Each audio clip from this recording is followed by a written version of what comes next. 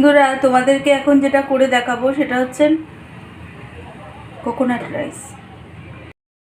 দেখো বন্ধুরা, আমি এখানে পরিমাণ মতো নুন দিয়ে চালটা সিদ্ধ হতে দিয়ে দিলাম। চালটা সিদ্ধ হোক, তারপরে যা করার করব।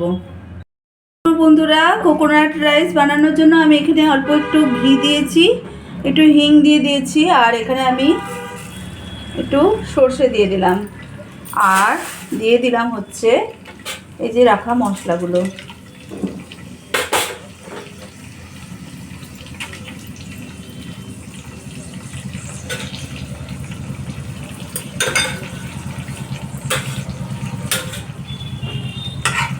এখানে মশলার মধ্যে কি কি আছে দেখো। এখানে আছে তোমার তেজপাতা, গরম মশলা, ছোটো এলাচ, দারচিনি, লবঙ্গ, তারপর হচ্ছে তোমার শুকনো লঙ্কা, আর আছে অল্প একটু জিরে, আর হচ্ছে তোমার কী বলে ওটাকে, ছোলার ডাল। অ্যাকচুয়ালি এটা তো মেনলি সাউথের ডিশ, সেই জন্য। তো এইবার আমি কি করব, এটা একটু গরম হয়ে গেলে, এখনও ভালোভাবে ফোটেনি, তারপর আমি ভাতটা দিয়ে দেবো। ভাতটা অলরেডি নুন দিয়ে আমি ফুটিয়ে নিয়েছি, আর নতুন করে নুন দেবার দরকার। বন্ধুরা দেখো, আমি এখানে তোমার হচ্ছে ছোটো ওই মশলাগুলোর সাথে এবার কাজু কিশমিশটাও দিয়ে দিয়েছি। তোমরা চাইলে কাজু কিশমিশের বদলে এমনি বাদামও দিতে পারো। তো আমি এবার ভাতটার সাথে, যেহেতু ভাতটা নুন দিয়ে ফুটিয়েছিলাম আর নতুন করে নুন দিয়ে দিই, কিন্তু ভাতটার সাথে আমি অল্প একটু চিনি আর লেবু রস মাখিয়ে দিয়েছি। দিয়ে এইবার আমি এটার সাথে দিয়ে দিলাম। এবার এটাকে নাড়বো, নেড়ে তারপর এর উপরে নারকেলটা দেবো, দিয়েই হয়ে গেল কোকোনাট রাইস।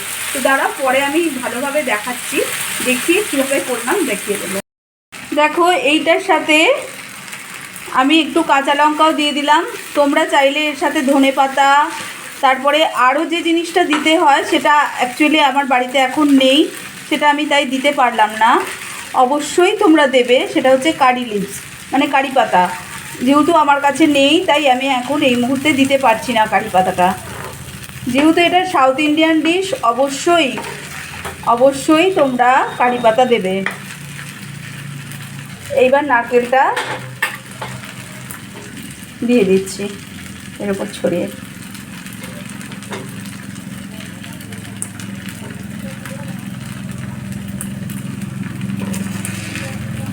কোনো ব্যাপার না, খুবই সোজা একটা রেসিপি।